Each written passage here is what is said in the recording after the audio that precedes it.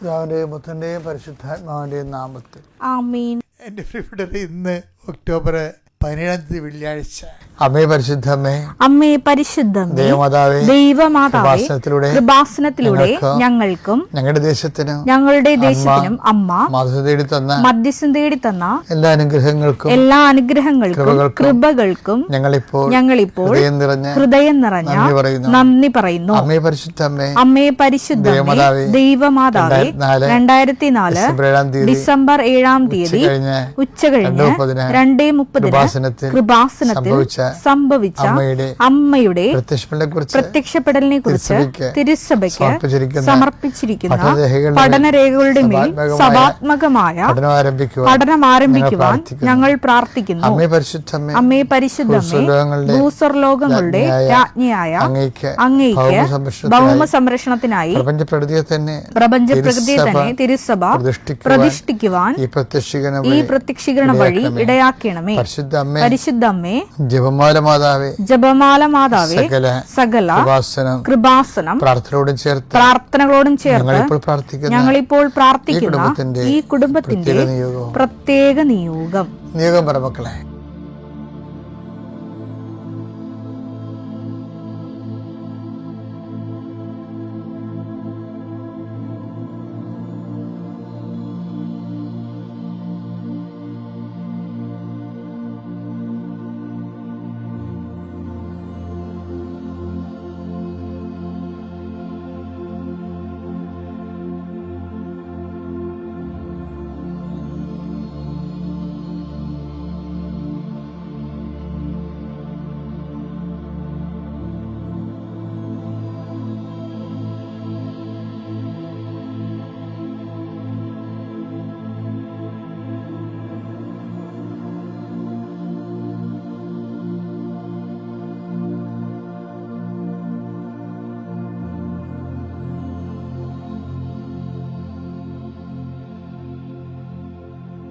അമ്മയുടെ പ്രത്യക്ഷീകരണത്തിന്റെ ഈ അനുഗ്രഹവേളയിൽ ഞങ്ങൾക്ക് സാധിച്ചു തരുവാൻ കനിയണമേ.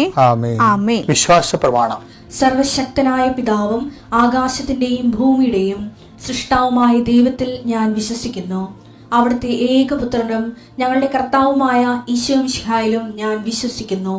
ഈ പുത്രൻ പരിശുദ്ധാത്മാവിനാൽ ഗർഭസ്ഥനായി കന്യകാമറിയത്തിൽ നിന്ന് പിറന്ന് പൊന്തിയോസ് പീലാത്തോസിന്റെ കാലത്ത് പീഡകൾ സഹിച്ച് കുരിശിൽ തറയ്ക്കപ്പെട്ട് മരിച്ച് അടക്കപ്പെട്ട് പാതാളങ്ങളിൽ ഇറങ്ങി മരിച്ചവരുടെ ഇടയിൽ നിന്ന് 3-ാം നാൾ ഉയർത്ത് സ്വർഗത്തിലേക്ക് എഴുന്നള്ളി സർവശക്തിയുള്ള പിതാവായ ദൈവത്തിന്റെ വലതുഭാഗത്തിരിക്കുന്നു. അവിടെ നിന്ന് ജീവിക്കുന്നവരെയും മരിച്ചവരെയും വിധിക്കുവാൻ വരുമെന്നും ഞാൻ വിശ്വസിക്കുന്നു. പരിശുദ്ധാത്മാവിലും ഞാൻ വിശ്വസിക്കുന്നു.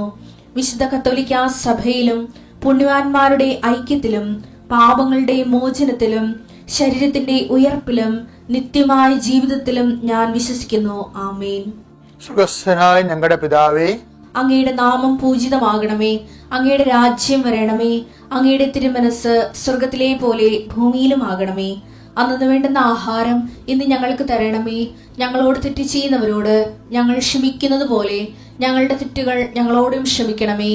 ഞങ്ങളെ പ്രലോഭനത്തിൽ ഉൾപ്പെടുത്തരുതേ, തിന്മയിൽ ഞങ്ങൾ രക്ഷിക്കണമേ. ആമേൻ. നന്മ നിറഞ്ഞ മറിയമേ, സ്വസ്തി. കർത്താവ് അങ്ങയുടെ കൂടെ സ്ത്രീകളിൽ അങ്ങ് അനുഗ്രഹിക്കപ്പെട്ടവളാകുന്നു. അങ്ങയുടെ ഉദരത്തിൻ ഫലമായി ഈശോ അനുഗ്രഹിക്കപ്പെട്ടവനാകുന്നു. പരിശുദ്ധ മറിയമേ, തമ്പുരാന്റെ അമ്മേ, പാപികളായ ഞങ്ങൾക്ക് വേണ്ടി ഇപ്പോഴും ഞങ്ങളുടെ മരണസമയത്തും തമ്പുരാനോട് അപേക്ഷിക്കണമേ. ആമേൻ. കർത്താവേ, നിന്റെ ഉന്നതമായ നാമത്തിന് സ്വസ്ഥം ചെയ്യുന്ന കർത്താവേ, നിന്റെ വിശുദ്ധ പൗരോഹിത്യത്തെ മഹത്വപ്പെടുത്തണമേ. കർത്താവേ, സഭയിലുള്ള സാന്നിധ്യം പ്രകടമാക്കണമേ. 39 വർഷം ഞാൻ അർപ്പിച്ച കൃപാന്റെ യുഗതിയാൽ കൃപാസ്ഥാനത്താറെ ജീവനോടെ പ്രത്യക്ഷപ്പെട്ട പരിശുദ്ധ അമ്മയുടെ മാധ്യസ്ഥത്തിലെ ഞാൻ മക്കളെ ആശീർവദിക്കുന്നു, പൊടിക്കുഞ്ഞുങ്ങളെ ആശീർവദിക്കുന്നു. പ്രിയപ്പെട്ടവരെ, ഹൃദയവേദന അനുഭവിക്കുന്നവരെയും ഹൃദയവാൽവ് ചുരുങ്ങിയവരെയും ഹൃദയ അസുഖം മൂലം ശ്വാസം മുട്ടുന്നവരെ കർത്താവ് നിൻ്റെ വിശുദ്ധമായ രഥത്തെ കഴുകണമെന്ന് പ്രാർത്ഥിക്കുന്നു. കരളി എല്ലാവരും ചെയ്യുന്നവരെ കർത്താവ് ആശീർവദിക്കട്ടെ. കിഡ്നി ചുരുങ്ങിപ്പോകുന്നവരെ കർത്താവ് ആശീർവദിക്കട്ടെ. കർത്താവ് തലവേദന വിട്ടുമാറാത്ത തലവേദന മെനിഞ്ചൈറ്റിസ് അസുഖമുള്ളവരെ കർത്താവ് സ്പർശിക്കട്ടെ.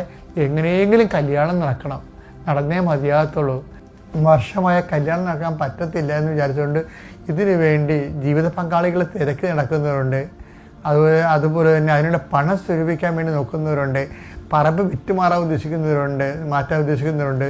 ഇങ്ങനെ ഓരോ ആ വിഷയത്തിൻ്റെ മേൽ ജീവിത പങ്കാളികളില്ലാത്തതിൻ്റെ പേരിൽ ഒത്തിരി പേര് സ്വകാര്യവും അത് സാമൂഹ്യമായ വ്യഥകളും പ്രയാസം അനുഭവിച്ച് നിരാശപ്പെടുന്നവർ എൻ്റെ കർത്താവിൻ്റെ ഉന്നതമായ നാമത്തിൽ സഭയുടെ അധികാരത്തെ കുറിച്ച് അടയാളത്തിൽ വൈവാഹിക തടസ്സങ്ങൾ യേശുക്രിസ്തു നീങ്ങിപ്പോട്ടെന്ന് കൽപ്പിക്കുന്നു. പണപരമായ തടസ്സങ്ങൾ, അതിൻ്റെ യോഗ്യതാപരമായ തടസ്സങ്ങൾ യേശുക്രിസ്തു നീങ്ങിപ്പോകട്ടെ. കർത്താവ് നിങ്ങളോട് not by merit but by grace, നിങ്ങളുടെ കഴിവ് കൊണ്ടല്ല കർത്താവിൻ്റെ കൃപ കൊണ്ടെന്ന രീതിയിൽ നിങ്ങളുടെ മേൽ ദൈവകരുണ തോന്നണമേ. പിതാവിൻ്റെയും പുത്രൻ്റെയും പരിശുദ്ധാത്മാവിൻ്റെ നാമത്തിൽ ആമേൻ. 1 Corinthians 9:27 മറ്റുള്ളവരോട് സുവിശേഷം പ്രസംഗിച്ച ഞാൻ തന്നെ തിരസ്കൃതനാകാതിരിക്കേണ്ടതിന് എന്റെ ശരീരത്തെ ഞാൻ കർശനമായി നിയന്ത്രിച്ച് കീഴടക്കുന്നു. ഇതിനുള്ള വീഴുപോകാനുള്ള സാധ്യതയുള്ളത് കൊണ്ടാണ് പൗലോസ് അപ്പോസ്തലൻ പോലും ഈ തിരിച്ചടിയെ ഭയക്കുന്നുണ്ട്. ശരിക്കും ഞാനും ഭയക്കുന്നുണ്ട്, എല്ലാവരും തന്നെ. മറ്റുള്ള വചനം പ്രസംഗിക്കുന്നവർ തന്നെ. കാര്യം ഇതിൻ്റെ ഒരു വിഷയം എന്ന് പറയുന്നത് ആർക്കും ഗ്യാരണ്ടി ചെയ്യാൻ പറ്റാത്തതാണ്. ക്രിസ്തുവിനെ പോലും ദൈവത്തിൻ്റെ ഒരു നടപടിക്രമങ്ങൾ എങ്ങനെ അറിയാമോ? അതായത് ക്രിസ്തു മനുഷ്യ ശരീരത്തിലല്ലേ, അതുകൊണ്ട് തന്നെ ക്രിസ്തുവിൻ്റെ കമ്മിറ്റ്മെൻ്റ് എല്ലാം സ്വന്തം തീരുമാനമായിരിക്കണമെന്നുണ്ടാവും. പിതാവിൻ്റെ സഹായം കൊണ്ട് ക്രിസ്തു അങ്ങനെ ചെയ്തു എന്ന് പറഞ്ഞാൽ പിന്നെ ക്രിസ്തു നാളെ ഒരിക്കലും ഒരു മോഡലാകത്തില്ല. അതുകൊണ്ട് ഈശോ പറയും, ഇതാണ് ഈശോയുടെ വർത്തമാനത്തിലേക്ക് എല്ലാം വരുമല്ല, സ്വയം. മത്തായി 18:4 ഈ ശിശുവിനെ പോലെ സ്വയം ചെറുതാകുന്നവനാണ് സ്വർഗരാജ്യത്തിലെ ഏറ്റവും വലിയവൻ. ഇതേ ഇതിൻ്റെ വിഷയം നമ്മൾ ശിശു എന്നും പറഞ്ഞുകൊണ്ട് പറയുമ്പോൾ തന്നെ അച്ഛന്മാരെല്ലാം കൂടി ശിശു ആനയാണ്, കൂനയാണ്, ശിശു നിഷ്കളങ്കനാണ്, ആന, അതൊന്നും വലിയ പ്രശ്നവും. സ്വയം ചെറുതാകുന്നതിനാണ് പ്രാധാന്യം. ശിശുവിനവിടെ പ്രാധാന്യമൊന്നും ഇല്ല. ശിശു ഒരു മോഡലാണ്, ടീച്ചിങ് എയ്ഡാ. അവിടുത്തെ മെയിൻ ഈശോ ഉദ്ദേശിക്കണത് എന്താണ്?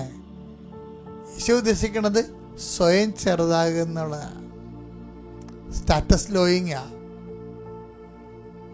അല്ല സാത്താൻ കൊണ്ടൊന്ന് ചെറുതാക്കണമല്ല മറ്റുള്ളവർ, നമ്മൾ തന്നെ സ്വയം ബൈബിള് ഭയങ്കര ഫിൽട്ടറിങ്ങാണ്. അതായത് മറ്റുള്ളവർ നമ്മൾ ചെറുതാക്കണമല്ല, ശരിക്കും പറഞ്ഞാൽ നമ്മൾ തന്നെ സ്വയമായിട്ട്. അതുകൊണ്ട് ഈശോ പരിത്യാഗം വരുമ്പോൾ സ്വയം എന്നുള്ള വാക്ക് ഈശോ ചേർക്കും. സ്വയം പരിത്യജിക്കണം എന്ന് പറഞ്ഞില്ലേ. മറ്റുള്ളവർ നിന്നെ സമ്മർദ്ദം ചെലുത്തിക്കൊണ്ട് പരിചയിപ്പിക്കണം അല്ലത്. 18:4 വായിച്ചില്ല നമ്മൾ. ഈ ശിശുവിനെ പോലെ സ്വയം ചെറുതാകുന്നവനാണ് സ്വർഗരാജ്യത്തിലെ ഏറ്റവും വലിയവൻ. ഈ ശിശുവിനെ പോലെ സ്വയം ചെറുതാകുന്നവനാണ്. അപ്പൊ ശിശുവിനല്ല പ്രാധാന്യം, സ്വയം ചെറുതാകുന്നതിനാണ് പ്രാധാന്യം. അത്യപൂർവ ദൈവാനുഭവങ്ങൾ ഇനി നിങ്ങൾക്കും സ്വന്തം. ഈ യൂട്യൂബ് ചാനൽ ഇതുവരെ സബ്സ്ക്രൈബ് ചെയ്തിട്ടില്ലെങ്കിൽ ഇപ്പോൾ തന്നെ സബ്സ്ക്രൈബ് ചെയ്യുക. ഈ വീഡിയോ ഇപ്പോൾ തന്നെ നിങ്ങളുടെ സുഹൃത്തുക്കൾക്ക് ഷെയർ ചെയ്തുകൊണ്ട് കർത്താവിന്റെ പ്രേക്ഷിതരാകുക.